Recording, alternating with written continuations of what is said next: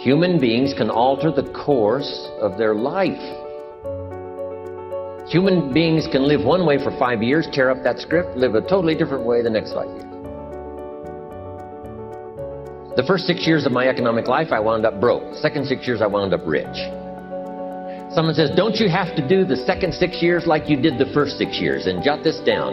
No. No, you don't have to live the second 6 years like the first 6. You can use all the information and all the advice and repairing all of your mistakes and adopting a new and refined philosophy so that the next 6 years can be totally different than the last 6. All of these major questions, what about my life and my value and my place and my future? And what about life? What about origin? What about destiny? What about opportunity? What about possibility? All of these major questions, to let them go casually by is to miss the treasures that your life could accumulate into in the coming months, the coming years. So this is called major. What we ponder and what we think about sets the course of our life. It's like the set of the sail that's taking us somewhere. Self-confidence comes from the lack of neglect. If you will not neglect to do small, daily discipline, that's where self-confidence comes from. Part of good health is self-confidence. I know I'm going to be healthy. I eat the apple a day. I walk around the block. I do the jogging on the beach. At the end of the day, when you've really poured it on and you've done all the stuff, self-confidence grows. That self-confidence affects your health, it affects your future, it affects your psyche. Self-confidence means willingness to do whatever it takes to achieve. Whenever you prepare correctly, taking all of the steps you're supposed to take, doing everything in your power to stay on track, whenever your preparations lead to success, achieving your goals, you reinforce the disciplines that got you there. Success leads to reinforcement of the proper discipline. If what you're doing is working, keep doing it. If what you're doing isn't working, change it. If I grow, think of what that will do for my future. Self-development earns success. Self-investment earns respect. And the only way to make a better and better and better investment in your future is to become better and stronger and wiser and more competent. And the more attractive you become, the more attractive you are. And the more attractive you are, the more you attract success. Self-development, self-investment attract success. That's powerful.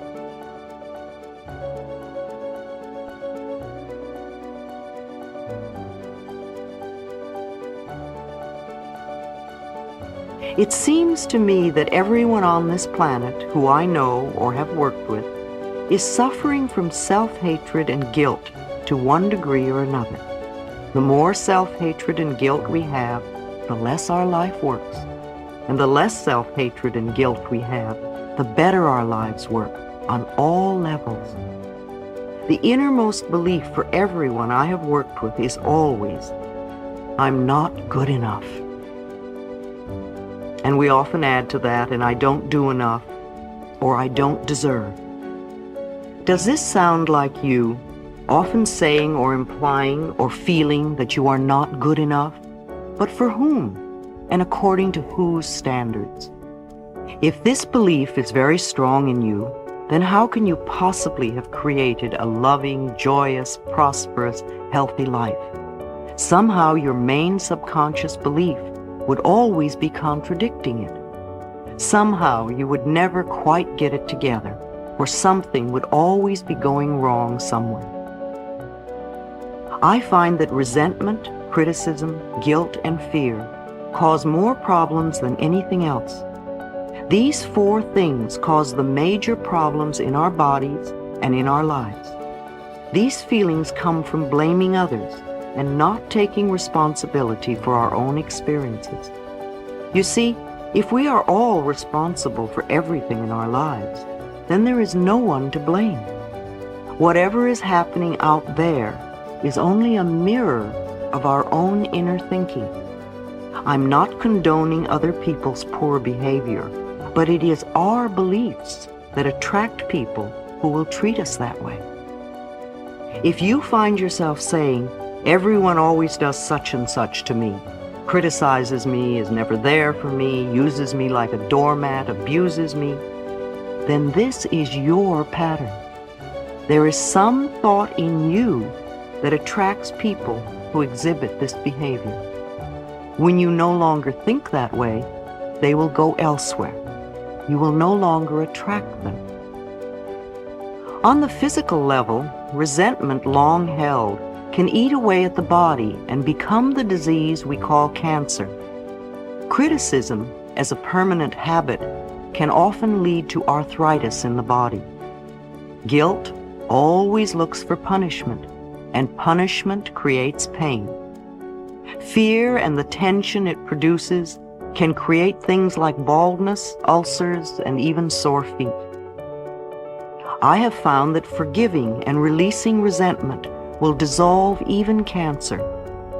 While this may sound simplistic, I have seen and experienced it working.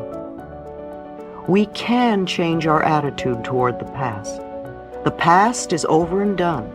We cannot change that now. Yet we can change our thoughts about the past. How foolish for us to punish ourselves in the present moment because someone hurt us in the long ago past.